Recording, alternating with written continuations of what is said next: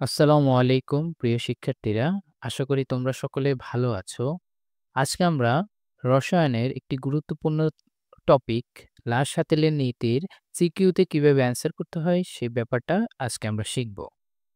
সেজন্য আমি ২ টি প্রশ্ন রেখেছি যার সাহায্যে তোমরা বুঝতে পারবা যে লাল-শাতেলের নীতির উপর কিভাবে প্রশ্ন আসে। দেখো ১ম প্রশ্নটি যে উদ্দীপকের বিক্রিয়ার সাম্য অবস্থার উপর তাপ ও চাপের প্রভাব বিশ্লেষণ করো। অর্থাৎ আমরা জানি যে সাম্য অবস্থার উপর তাপ, চাপ, ঘনমাত্রার যদি আমরা পরিবর্তন করি তাহলে সাম্যের অবস্থানের পরিবর্তন হয় যেন তার ফলাফল প্রশমিত হয়। তাহলে দেখো এখান থেকে আমাদের তাপ এবং চাপের প্রভাব বিশ্লেষণ করতে বলছে। কখনো আমাদের ঘনমাত্রার প্রভাবও বিশ্লেষণ করে থাকে। এখানে উদ্দীপকে হয় আমাদের একটি তাপ উৎপাদী বিক্রিয়া থাকবে, নয়তো একটি তাপহারী বিক্রিয়া থাকবে, যার সাহায্যে আমরা তাপ, চাপ এর প্রভাব বা ঘনমাত্রার প্রভাব বিশ্লেষণ করতে পারবো। দেখা যাচ্ছে বেশ কয়েকটি বোর্ডে এই টাইপের কোয়েশ্চেন আসছে এবং নিচের প্রশ্নটিও প্রায় সেম। দেখো এই বিক্রিয়াটিতে আমাদের চাপ ও ঘনমাত্রার প্রভাব বিশ্লেষণ করতে বলছে। এই ক্ষেত্রেও উদ্দীপকে একটি বিক্রিয়া থাকবে যা হয় তাপ উৎপাদী নয়তো তাপহারী বিক্রিয়া। দেখো তাহলে আমরা শুরু করি। দেখো আজ হচ্ছে আমি তোমাদের জন্য একটি তাপ উৎপাদী বিক্রিয়া, অ্যামোনিয়া গ্যাসের উৎপাদনের যে বিক্রিয়াটা এবং একটা তাপহারী বিক্রিয়ার উদাহরণ দিয়ে আমি প্রত্যেকটি বিক্রিয়ার জন্য তাপের তাপমাত্রা বাড়ালে কি হবে, তাপমাত্রা হ্রাস করলে কি হবে এবং চাপের প্রভাব এবং ঘনমাত্রার প্রভাব আলাদা করে দেখাবো, যেভাবে তোমরা সিকিউতে লিখতে পারবে।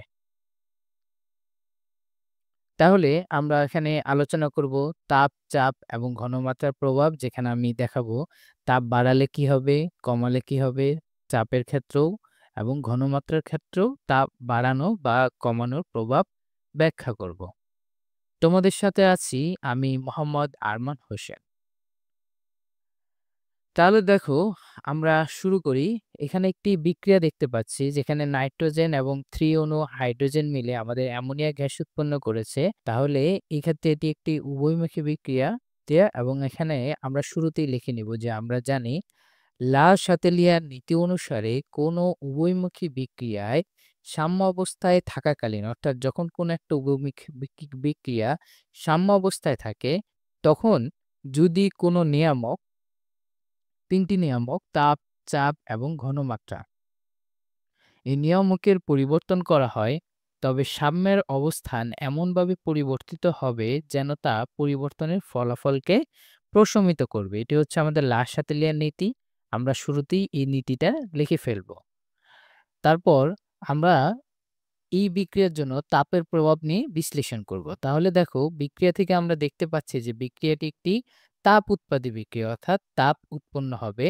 তাহলে এই বিক্রিয়ায় যদি আমরা সাম্য অবস্থায় থাকাকালীন তাপ প্রয়োগ করি তাহলে কি ঘটবে? সাম্যের অবস্থা থেকে ডান থেকে বামে সরবে।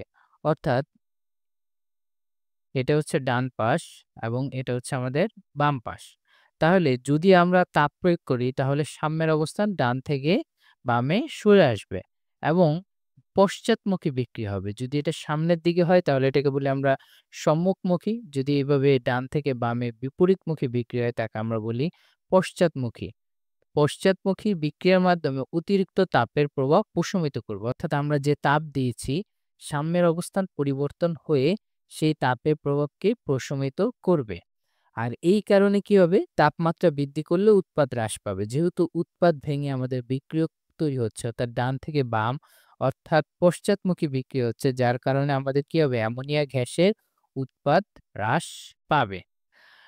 আবার আমরা যদি এই ক্ষেত্রে তাপমাত্রা হ্রাস করি তাহলে কি হবে? তাহলে এটার ঠিক উল্টাটা ঘটবে। এই বাম থেকে আমাদের যে সাম্য অবস্থা বাম থেকে ডানে সরে আসবে, বাম থেকে ডানে সরে আসবে এবং বিক্রিয়াটা এই ক্ষেত্রে সম্মুখমুখী হবে। বাম থেকে ডানে সরে আসলে সম্মুখমুখী বিক্রিয়া হবে এবং এই ক্ষেত্রে দেখো আমাদের বিক্রিয়ক তাপমাত্রা হ্রাস করার কারণে বিক্রিয়ক ভেঙে আমাদের উৎপাদ তৈরি হচ্ছে। তাহলে আমরা অধিক পরিমাণে অ্যামোনিয়া গ্যাস উৎপাদন করতে পারবো।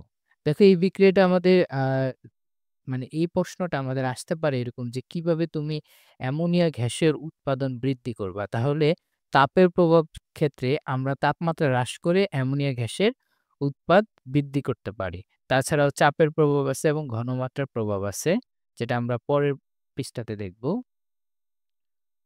তাহলে দেখো, এখন আমরা হচ্ছে এই বিক্রিয়ায়, যে বিক্রিয়াটি নিয়ে আমরা আলোচনা করতেছিলাম তাপ উৎপাদী বিক্রিয়া, সেটাই চাপের প্রভাব বিশ্লেষণ করব। তো চাপের প্রভাব বিশ্লেষণ করার ক্ষেত্রে আমরা প্রথমেই দেখে নিব যে এখানকার প্রত্যেকটি অণু বা যৌগগুলা গ্যাস আকারে আছে কিনা। তো এইখানে নাইট্রোজেন, অক্সিজেন এবং অ্যামোনিয়া প্রত্যেকটি হচ্ছে গ্যাস আকারে আছে, সব গ্যাসীয় পদার্থ। যদি কোনোটি গ্যাসীয় পদার্থ না থাকে, যেটা সলিড বা লিকুইড থাকবে, সেটাকে আমরা মোল হিসাবে গণনা করব না। তাহলে মোল হিসাবে কিভাবে গণনা করব? মৌলটা সংখ্যা গণনা করা চাপের ক্ষেত্রে খুবই জরুরি। কিরকম? যেমন দেখো, এই যে বিক্রিয়ক এবং এই পাশে উৎপাদ, এটা আমাদের বিক্রিয়ক এবং এটা উৎপাদ। তো দেখো, বিক্রিয়কের মোট মোল সংখ্যা কত আছে? এখানে আছে ১ মোল, ১ মোল নাইট্রোজেন আর এখানে আছে ৩ মোল হাইড্রোজেন। তাহলে বিক্রিয়কে মোট মোল সংখ্যা হচ্ছে ৪ মোল। এবং উৎপাদে দেখো, উৎপাদে আমাদের মোল সংখ্যা হচ্ছে ২ মোল। তাহলে ২ মোল। তাহলে এখানে ৪ মোল আছে আর এখানে ২ মোল আছে, যা ভিন্ন, যা ভিন্ন। আর ভিন্ন থাকলেই আমরা বুঝবো যে এখানে চাপের প্রভাব বিদ্যমান। তাহলে এই বিক্রিয়ায় কি আছে? চাপের প্রভাব রয়েছে। অর্থাৎ চাপ প্রয়োগ করলে সাম্যের অবস্থানের পরিবর্তন ঘটবে। যেহেতু সাম্য অবস্থায় চাপ বৃদ্ধি করলে তাপ প্রশমনের জন্য গ্যাসীয় উপাদান বেশি মোল থেকে কম মোলের দিকে অগ্রসর হবে। তাহলে এই যে চাপ প্রয়োগ করি, তাহলে গ্যাসীয় উপাদান কি হবে? বেশি মৌল থেকে আমাদের কম মৌলের দিকে যাবে। তাহলে দেখো, বেশি থেকে যদি কম মৌলের দিকে যায়, এই বিক্রিয়াটার ক্ষেত্রে এটা হবে একটা সম্মুখমুখী বিক্রিয়া। একইভাবে যদি আমরা চাপ হ্রাস করি, অর্থাৎ চাপ হ্রাস করি, তাহলে এটা আমাদের ডান থেকে বামে সরে আসবে, অর্থাৎ উল্টাটা হবে। এটা যদি আমাদের ডান হয় এবং এটা হবে বাম, তাহলে ডান থেকে বামে সরে আসবে এবং অ্যামোনিয়া গ্যাসের পরিমাণ হ্রাস পেয়ে আমাদের বিক্রিয়ক তথা নাইট্রোজেন এবং হাইড্রোজেনের পরিমাণ বৃদ্ধি করবে। মূল কথা, চাপের বৃদ্ধির ফলে যা ঘটবে, চাপ হ্রাস করলে তার বিপরীতটি ঘটবে। এক্ষেত্রে আমরা যে প্রশ্ন আসতে পারে যে অ্যামোনিয়া গ্যাসের উৎপাদন আমরা কিভাবে বৃদ্ধি করব? এক্ষেত্রে চাপের প্রভাব বৃদ্ধি করে আমরা অ্যামোনিয়া গ্যাসের উৎপাদন বৃদ্ধি করতে পারি। ঘনমাত্রার প্রভাব, অর্থাৎ এই বিক্রিয়াটির জন্য আমাদের ঘনমাত্রার প্রভাবও আছে, তবে এটা খুবই ইজি। যদি আমরা বিক্রিয়ক এবং উৎপাদ, বিক্রিয়কের ঘনমাত্রা বাড়াই, তাহলে সেক্ষেত্রে বিক্রিয়ক উৎপাদে পরিণত হবে, বিক্রিয়ক উৎপাদে পরিণত হবে, অর্থাৎ বিক্রিয়ক বাড়াইলে উৎপাদ বাড়বে। একইভাবে যদি আমরা উৎপাদের ঘনমাত্রা বাড়াই, তাহলে এটা বিক্রিয়কে পরিণত হবে, অর্থাৎ যে পাশে বাড়াবো সেখান থেকে কমের দিকে যাবে, বেশি থেকে কমের দিকে যাবে। তাহলে বিক্রিয়ক বাড়ালে এটা হচ্ছে আমাদের বাম থেকে ডানে অগ্রসর হবে, সম্মুখমুখী বিক্রিয়া। আর যদি আমরা উৎপাদ বাড়াই, তাহলে ডান থেকে বামে অগ্রসর হবে, যেটা হচ্ছে পশ্চাৎমুখী বিক্রিয়া। তাহলে দেখো, এই আমরা এতক্ষণ ধরে যা শিখলাম, এর মাধ্যমে আমরা তাপ উৎপাদী বিক্রিয়ায় তাপের প্রভাব, চাপের প্রভাব এবং ঘনমাত্রার প্রভাব বিশ্লেষণ করতে পারবো, যেটা তোমরা সিকিউতে এইভাবে, যেভাবে আমি লিখে দিয়েছি, এইভাবে লিখলে তোমরা খুব ভালো একটা নাম্বার নিতে পারবে। তাহলে এখন দেখো, আমরা একটি তাপহারী বিক্রিয়ার তাপের প্রভাব, চাপের প্রভাব এবং ঘনমাত্রার প্রভাব কিভাবে ব্যাখ্যা করব সেটি নিয়ে আলোচনা করি। তাহলে দেখো, শুরুতেই আমরা এই বিক্রিয়াটি দেখে বলবো যে এটি একটি উভয়মুখী বিক্রিয়া। আর উভয়মুখী বিক্রিয়ার ক্ষেত্রে আমরা জানি যে লাৎসাতেলিয়ান নীতি অনুসারে কোনো উভয়মুখী বিক্রিয়া সাম্য অবস্থায় থাকাকালীন যদি কোনো নিয়ামক, অর্থাৎ তাপ, চাপ, ঘনমাত্রার এর কোনোটার যদি পরিবর্তন করা হয়, তাহলে সাম্যের যে অবস্থান সেটা এমনভাবে পরিবর্তন হবে যেন তা পরিবর্তনের ফলাফল প্রশমিত হয়। অর্থাৎ এগুলো যদি আমি পরিবর্তন করি, তাহলে সাম্যের অবস্থান পরিবর্তন হবে এবং পরিবর্তনের ফলাফলকে প্রশমিত করবে। এক্ষেত্রে আমরা জানি যে তাপ, চাপ, ঘনমাত্রার এগুলো আলাদা আলাদা প্রভাব রয়েছে। তাহলে শুরুতেই আমরা তাপের প্রভাব বিশ্লেষণ করি। তাহলে আমরা বিক্রিয়া থেকে দেখতে পাচ্ছি এটি একটি তাপহারী বিক্রিয়া, অর্থাৎ তাপ শোষণ হয় এই বিক্রিয়া থেকে।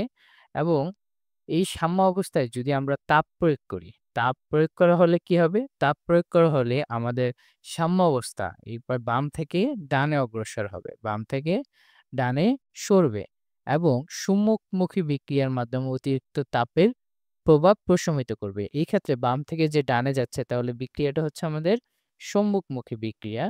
তাই তাপমাত্রা বৃদ্ধি করলে সম্মুখমুখী বিক্রিয়া ঘটবে এবং উৎপাদ বৃদ্ধি পাবে। এক্ষেত্রে আমরা দেখতে পাচ্ছি বিক্রিয়ক উৎপাদে পরিণত হচ্ছে, তাই উৎপাদের পরিমাণ সময়ের সাথে বৃদ্ধি পেতে থাকবে। এটা হচ্ছে তাপ প্রয়োগ করলে। এখন তাপ হ্রাস করলে কি ঘটবে? তাপ হ্রাস করলে ঠিক এটার উল্টাটা ঘটবে। আমাদের বিক্রিয়াটি ডান থেকে বামে অগ্রসর হবে, ডান থেকে বামে সরে আসবে। এটি হবে একটা পশ্চাৎমুখী বিক্রিয়া এবং এই ক্ষেত্রে উৎপাদ হ্রাস পেয়ে বিক্রিয়কে পরিণত হবে। এই ক্ষেত্রে আমাদের উৎপাদ হ্রাস পাবে। তাহলে আমরা দেখতে পাচ্ছি তাপমাত্রা হ্রাস করলে বিক্রিয়াটি ডান থেকে বামে আসবে, যেটি একটি পশ্চাৎমুখী বিক্রিয়া ঘটবে এবং উৎপাদ হ্রাস পাবে। চলো এখন চাপের প্রভাবটি দেখি। এক্ষেত্রে আমরা জানি চাপের প্রভাব আমরা সবসময় মোল সংখ্যা গণনা করে দেখব এবং শুরুতেই দেখবে এগুলো সবগুলো গ্যাসীয় উপাদান কিনা। তাহলে আমরা এখান থেকে দেখতে পাচ্ছি যে নাইট্রোজেন, অক্সিজেন এগুলো সবগুলোই হচ্ছে গ্যাসীয় উপাদান। অর্থাৎ বিক্রিয়াটির বিক্রিয়ক এবং উৎপাদ সব গ্যাসীয় পদার্থ। সেক্ষেত্রে আমরা মোল সংখ্যা গণব যে বিক্রিয়কে আমাদের ১ মোল আছে, এখানে ১ মোল তথা বিক্রিয়কের টোটাল ২ মোল আছে এবং উৎপাদে ২ মোল আছে, যা একই। ২ পাশ যখন একই হবে অর্থাৎ সমান, সমান হবে তাহলে চাপ দিলে আমরা কোনো প্রভাব পাবো না। অর্থাৎ এখানে যদি আমরা চাপ প্রয়োগ করি বা চাপ হ্রাস করি তাহলে সাম্যের অবস্থার কোনো পরিবর্তন হবে না। যেহেতু তাদের ২ পাশের মোল সংখ্যা সমান। তাহলে দেখো এখন আমরা ঘনমাত্রার প্রভাবটি দেখি যে ঘনমাত্রা কি আগের মতন, যে যদি আমরা বিক্রিয়কের ঘনমাত্রা বাড়াই তাহলে উৎপাদ বাড়বে, আবার যদি উৎপাদের ঘনমাত্রা বাড়াই তাহলে বিক্রিয়কের পরিমাণ বৃদ্ধি পাবে। তাহলে দেখো আমরা তাপ উৎপাদী এবং তাপহারী বিক্রিয়ার আলাদা আলাদাভাবে সিকিউ অ্যান্সার করার জন্য তাপমাত্রার প্রভাব, চাপের প্রভাব এবং ঘনমাত্রার প্রভাব দেখলাম এবং তোমাদের জন্য আমি সুন্দর করে সাজিয়ে রেখেছি। তোমরা এখান থেকে খুব সুন্দর করে অ্যান্সার করতে পারবা পরীক্ষার সময়। তোমাদের সকলকে ধন্যবাদ ভিডিওটি দেখার জন্য। আমাদের ভিডিওটি যদি ভালো লাগে অবশ্যই বন্ধুদের সাথে শেয়ার করো এবং আমাদের চ্যানেলটি সাবস্ক্রাইব করে পাশে থেকো। আসসালামু আলাইকুম।